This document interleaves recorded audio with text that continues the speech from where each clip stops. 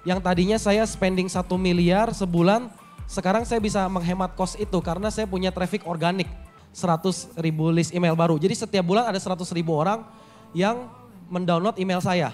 Tetapi secara organik saya mendapatkan 1 sampai 1,5 miliar dari YouTube. Dari mana? Jadi setiap video selama 28 menit.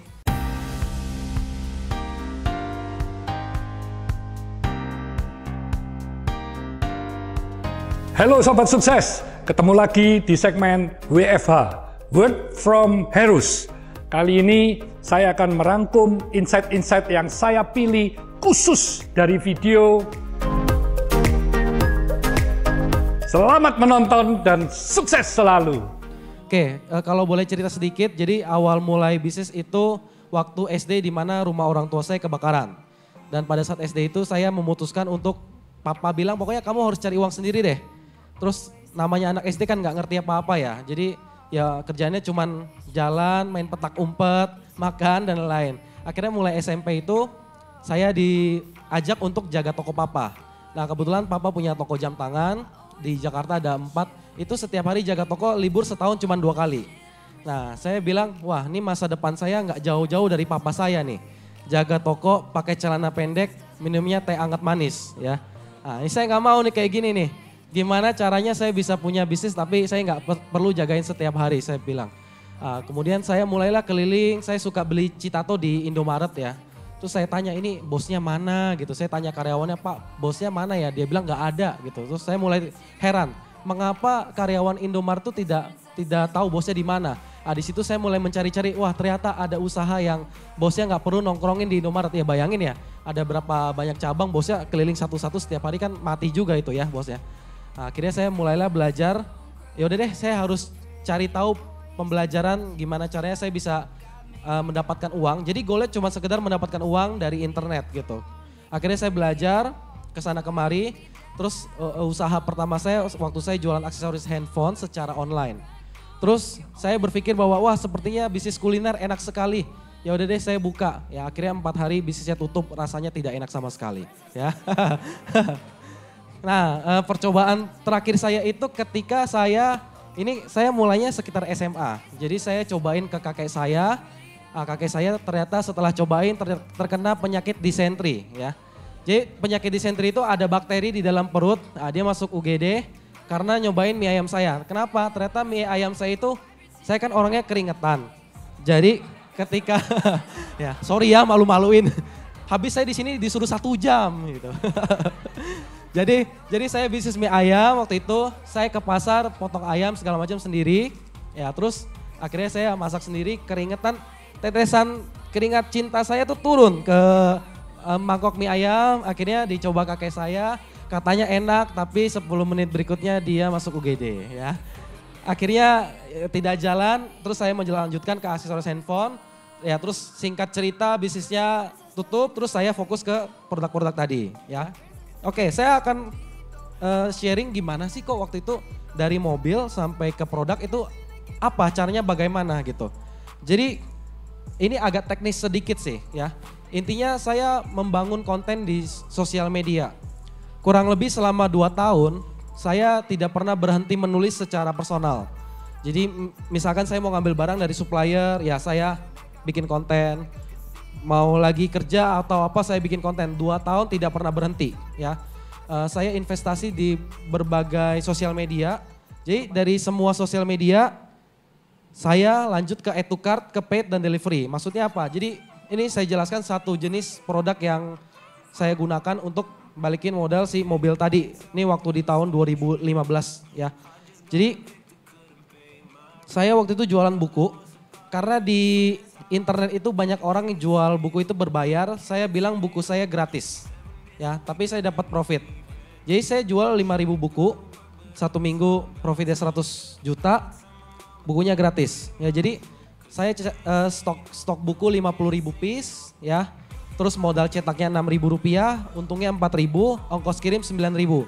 Karena kita kerjasama dengan ekspedisi, jadi dapat diskon 22% ya. Jadi dapat 1.980. Nah keuntungan 5.980 ini saya bayarkan melalui iklan. Jadi saya mendapatkan satu customer itu gratis, ya, nggak rugi gitu. Lalu dari buku ini mulailah saya tawarkan mereka ke dalam online course, kemudian produk, mereka join jadi member saya di dropship.com, akhirnya dapat uang. Singkatnya seperti itu. Oke. Terus waktu saya bagi-bagi buku gratis, saya bikin konten-konten di YouTube, ya. 2 tahun saya bikin konten di YouTube, itu nggak ada yang nonton sama sekali. Ya, tetapi setiap kali orang ketemu saya, mereka nggak pernah bilang bahwa, oh iya saya tahu Rico dari Instagram, atau tahu Rico dari Facebook. Tapi mereka taunya dari YouTube, padahal penonton saya waktu itu baru 1.000, 2.000. Maka saya mulailah membuat konten YouTube, ya, karena yang tadinya saya spending 1 miliar sebulan, sekarang saya bisa menghemat cost itu karena saya punya traffic organik, yaitu YouTube saya sendiri, ya. Nah, bagaimana caranya? Saya bilang tutorial cara menambah followers asli Indonesia tanpa aplikasi, ya. Ini mengikuti konten-konten YouTube lah. Terus saya dapat sekitar 1 juta penonton. Nah, di tengah-tengah konten intinya saya jualan lah, gitu. Akhirnya dari traffic organik, ya, orang beli buku dan lain-lain, gitu. Kemudian karena orang udah waktu dulu lihat saya pakai Mercy, anak-anak SMA beli Mercy sendiri gitu, mereka tuh jadi mulai mendengarkan saya. Ya, karena mereka mulai mendengarkan saya, mereka kena iklan saya, mereka join jadi reseller saya dapat uang dari membership, terus di dalam membership itu mereka jualan produk saya. Jadi kalau di dropshipayo.com ini sekarang market kita kebanyakan di Jabodetabek. Terus juga ada beberapa TKI yang jualan di luar, juga marketnya 80% di Jabodetabek gitu. Oke, dan setiap hari saya mengecek kira-kira ketika semua kolam yang saya punya itu sebenarnya sumber uang saya kebanyakan di mana sih? Nah, kita cek satu-satu, ternyata lewat email. Ya, jadi setiap kali saya email itu saya dapat uang. Tapi kalau saya hanya posting di Facebook atau Telegram itu tidak sebanyak di email. Makanya setiap bulan kami selalu menambah list email kami sekitar 100.000 list email baru. Jadi setiap bulan ada 100.000 orang yang mendownload email saya. Ya, nah habis itu ya udah saya jualin deh. Ya, halo Bayu, ayo beli produk saya gitu. Halo Bayu, ayo join jadi reseller saya. Gitu. Dari semua sosial media akhirnya kita mulai masuk, pokoknya ada sosial media apa kita masuk gitu. Sampai terakhir kita masuk TikTok. Jadi waktu TikTok belum booming, sebenarnya saya udah masuk ke TikTok duluan waktu itu. Terus saya ke kantornya, saya minta akun saya di verified, centang biru, kita bikin konten, ya. Dan ternyata karena di TikTok itu isinya marketnya middle low, dan kebanyakan member kita itu kebanyakan middle low. Jadi sebenarnya saya cukup terkenal ketika saya lagi di Starbucks, terus ada karyawan Starbucks, nah mereka ngajak foto, nah itu pas tuh target marketnya. Terus kalau saya lagi di mall mana, ada office boy-nya, biasa office boy-nya ngajakin foto. Jadi orang-orang kaya itu jarang sekali memfollow saya. Ya, karena konten-konten saya itu setiap hari receh ya. Jadi tepat nih target market saya nih gitu ya. Nah, akhirnya kita mulailah bikin konten TikTok ya. 1 minggu pertama kita reach sekitar 10 juta penonton secara organik ya. Tetapi yang muncul di TikTok itu karena marketnya masih cold itu berarti belum kenal siapa saya, mereka mulai mencaci maki saya ya. Nah, kita lihat isinya. Misalkan teorinya memang begitu, tapi teori itu bisa berhasil untuk seseorang namun belum tentu berhasil untuk orang lainnya, dia bilang. Terus ada yang namanya penipu ya. Enak bos kalau ngomong napas aja Senin Kamis bisa berbicara seperti itu karena kamu gak pernah miskin katanya. Nah, jadi di TikTok itu isinya seperti itu. Tetapi setelah kita research, mereka yang ngata-ngatain saya di internet ini 6 bulan berikutnya beli produk saya. Ya. Jadi ternyata ada keuntungannya juga main TikTok dan dihina ya. Jadi buat Anda semua yang sekarang dihina oleh fans dan followers Anda, bisa jadi 6 bulan berikutnya dia beli produk Anda ya. Nah, saya sharing sedikit bagaimana caranya kita, baik itu yang punya brand atau yang mau corporate brand atau personal brand, itu saya sangat merekomendasikan untuk masuk ke YouTube.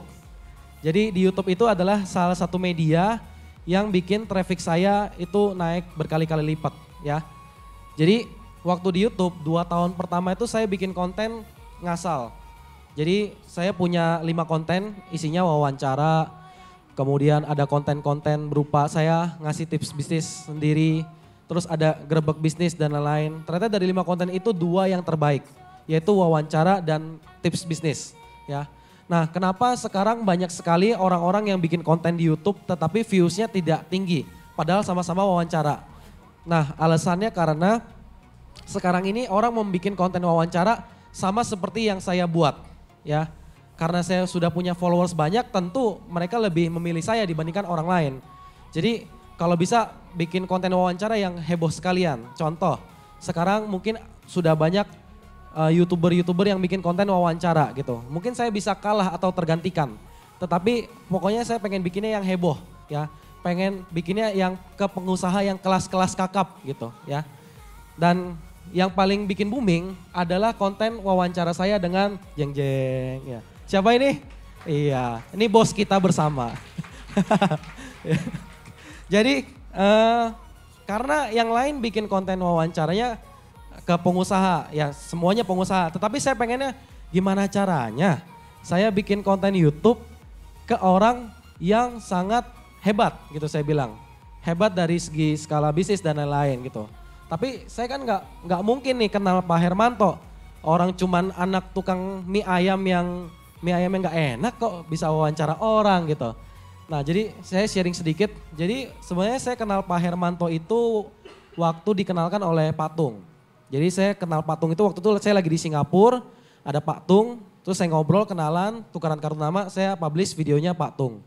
Terus setelah Pak Tung, barulah Pak Tung mengenalkan ke Pak Hermanto. Nah barulah saya bisa wawancara Pak Hermanto dan kemarin kita baru syuting ngobrak-ngabrik pabrik Cleo ya. Itu ada Pak Hermanto dan juga ada Bu Sandra. Selama ini kan kalau wawancara bisnis ya udah wawancara aja. Nah saya bikin yang berbeda, gimana caranya saya bisa masuk ke pabrik orang gitu ya. Ya nanti videonya akan saya tayangin ya paling beberapa minggu inilah gitu. Jadi intinya adalah saya membuat sesuatu yang berbeda kayak gitu. Oke. Kalau di YouTube itu saya sebenarnya tidak dapat uang yang besar dari yang namanya AdSense. Paling cuma 13 sampai 15 juta per bulan. Dan itu hanya cukup untuk membayar gaji karyawan. Tetapi secara organik saya mendapatkan 1 sampai 1,5 miliar dari YouTube. Dari mana? Jadi setiap video selama 28 menit itu saya suka memunculkan iklan dropshipaja.com. Karena saya nggak bisa beriklan langsung ke Google, pokoknya saya pengennya yang gratis. Ya udah saya paksakan saja, saya suruh editor saya, kamu pokoknya di menit ketiga munculin iklan sendiri ya. Nanti kamu bikin pop up aja sendiri, ya paksain aja nggak apa-apa gitu. Karena kan kalau bayar Google lagi saya harus keluarin duit besar lagi dong. Saya pokoknya pengennya gratis, ya udah saya munculin. Jadi setiap beberapa menit akan ada pop up yang muncul ya. Nah nanti tim saya nge-research kira-kira orang interest di pop up menit keberapa. Jadi tim saya biasanya setelah kita upload, tim saya mantengin semuanya dan dimunculin. Jadi kalau Anda nonton video saya sekarang semuanya, itu pasti ada muncul pop up yang memaksa, naik, turun, kiri, kanan. Ya pokoknya kalau bisa 20 menit isinya iklan semua saya mau deh gitu ya. Tapi karena gak ada yang nonton ya udah saya paksakan kecil-kecil saja ya. Jadi karena saya itu sebenarnya di internet tuh termasuk orang yang tengil. Padahal bisnisnya gak ada apa-apanya gitu. Tapi kalau saya nggak tengil, revenue saya nggak meningkat gitu. Jadi saya mulai tengil misalkan ya. Saya pamer di orderan saya. Ya. Padahal ini kan malu saya sebenarnya ya. Jadi di satu sisi ada orang yang besar, di satu sisi saya harus meningkatkan revenue saya. Ya udah deh tingkatin revenue aja gitu. Akhirnya saya foto, dari foto ini saya iklankan kurang lebih ya dari foto ini kita dapat sekitar 1 miliar juga. Jadi karena di internet itu 3 detik pertama itu penting ya saya munculkan iklan, nanti di captionnya saya jualan gitu ya. Mulailah semua kegiatan pamer-pamer saya tunjukkan ya. Nah ini beli Ferrari balik modal dalam waktu 3 bulan ya. Jadi saya beli terus saya taruh, saya ada 3 produk online course, buku dan pendaftaran reseller ya. 3 produk ini yang nyumbang yang khusus untuk campaign Ferrari. Pokoknya di luar campaign-campaign lainnya ini saya fokuskan untuk si Ferrari tersebut ya. Jadi saya ngundang beberapa temen YouTuber juga, ayo wawancara gue dong gitu. Karena saya orangnya cukup narsis ya. Jadi saya nggak mau menunggu orang, Riko ayo saya wawancara, enggak, saya bilang ayo tolong wawancara saya dong gitu ya. Nah saya Pokoknya mobil itu udah ada 1 bulan itu tahap production kita. Jadi kita ngundang, ada namanya tim saya ngeriset namanya Cap Capung, followersnya sama. Terus saya juga sama Ridwan Hanif dari segi otomotif ya. Terus gimana cara kenal sama Ridwan Hanif sama Pak Hermanto ya. Intinya kita kasih value lebih aja ke orang lain. Kalau sama Ridwan Hanif ini waktu itu intinya saya di Jakarta punya tanah, Ridwan mau buka bengkel, ya udah Wan lu pakai aja deh ya. Terus Ridwan pakai, ya Ridwan wawancara saya di YouTube ya. Terus ya mulailah saya sama Raditya Dika ya. Karena Raditya Dika itu mahal, sekitar 250 juta satu kali campaign, saya maunya yang gratis ya. Jadinya saya minta tolong lewat Ridwan, Wan tolong dong kontak Radit, ini saya ngefans banget. Akhirnya Raditya mau ya. Oke, berikutnya sekarang saya mau sharing soal akselerasi. Ini saya pengen sharing bagaimana caranya menciptakan engagement yang bagus di sosial media kita. Jadi saya membagi 2, namanya junk food dan healthy food. Junk food itu saya punya 1 akun, sekarang followersnya sekitar 700 ribu, tetapi engagementnya sangat rendah sekali. Ya, kalau dicek engagementnya cuma 0,62. Jadi setiap 1 postingan itu cuma mendapatkan average likes itu 4.000 orang aja. Ya, tetapi di akun ini postingannya ada 2.220. Jadi kita posting semua konten ya. Lalu konten-konten yang bagus itu yang viral, nih contoh 1 viral ada 238.000 likes, itu reach sekitar 3 juta orang. Itu saya posting ulang ke akun Rico Huang ya. Jadi seolah-olah kok postingan di Rico Huang semuanya bagus. Ya sebenarnya itu hasil dari postingan di kolam lain, saya posting ulang di Rico Huang, maka engagementnya bagus ya. Terus misalkan postingan saya di Twitter, jadi tim saya tiap hari menulis konten di Twitter, ada 50 sampai 70 tweet gitu. Nah dari 50 sampai 70 biasanya ada 1 sampai 2 postingan yang cukup viral. Habis itu tim saya merepost ulang lewat Instagram Rico Huang, lalu tim saya mentranslate tulisan ini menjadi lebih panjang lagi. Jadi followersnya meningkat. Jadi secara organik saya mendapatkan followers 20 sampai 30 ribu setiap bulan gitu. Di luar iklan. Nah, terus misalkan kita posting lagi ke media-media kita yang lain. Terus juga misalkan hasil wawancara engagementnya bagus, kita juga posting ulang. Jadi saya membagi 2 kolam. Akun Rico Huang ini setiap posting pokoknya harus nampol, harus engagementnya pasti bagus gitu. Supaya nanti kalau saya mau pamer-pamer lagi, itu memang engagementnya udah benar-benar bagus gitu. Lalu selanjutnya ada 1 hal lagi, biasanya kalau orang posting di sosial media jarang sekali diukur ya. Kadang-kadang kan ada komentar-komentar negatif atau sebenarnya kita bisa melihat potensi berikutnya kita harus posting apa ya. Jadi saya punya tim research konten, tim saya setiap upload di YouTube, tim saya akan menonton selama 1 minggu, kira-kira di menit keberapa orang mendapatkan satu interest atau inspirasi. Contoh, misalkan saya wawancara Danu. Danu ini punya cendol 800 cabang, 800 outlet. Terus ada orang yang bilang memperkecil harapan, memperbesar tindakan. Dia bilang inspiratif sekali. Terus dia bilang di menit 9 mantap. Nah tim saya itu nge-research, tim saya lihat lalu dari hasil komentar ini dijadikan konten panjang di sosial media lainnya. Karena kalau kontennya itu nampol, dia akan komen. Nah komentar itu kita bikin konten yang panjang di semua tempat. Jadi orang membacanya tuh wah ini konten di emailnya kok bagus banget ya. Ya sebenarnya itu hasil dari konten kecil riset kita di YouTube. Jadi semua konten itu yang komentar-komentar kita perhatikan. Ya. Jadi misalkan ada banyak sekali orang yang bilang, ih dasar Rico sombong. Nah saya mengukur nih, tingkat kesombongan saya di bulan ini sama bulan depan tuh lebih banyak mana? Kalau di bulan ini sudah terlalu banyak, maka bulan depan kontennya harus dikurangin yang sombong-sombongnya gitu. Jadi semua kita perhatikan, kita cek ya. Kemudian kadang-kadang tim kita juga mentranslate ulang melalui banner, video dan lain-lain gitu ya. Ayo Sobat Sukses, tonton kumpulan inspirasi terbaik di YouTube channel Hermanto Tanoko yang akan tayang pada hari Rabu dan Sabtu pukul 18.00 WIB. Please like, subscribe, komen, share, dan aktifkan lonceng notifikasi YouTube channel Hermanto Tanoko untuk bisa menyaksikan berbagai cerita inspiratif dari tokoh-tokoh yang luar biasa. Stay humble, stay positive, stay on fire.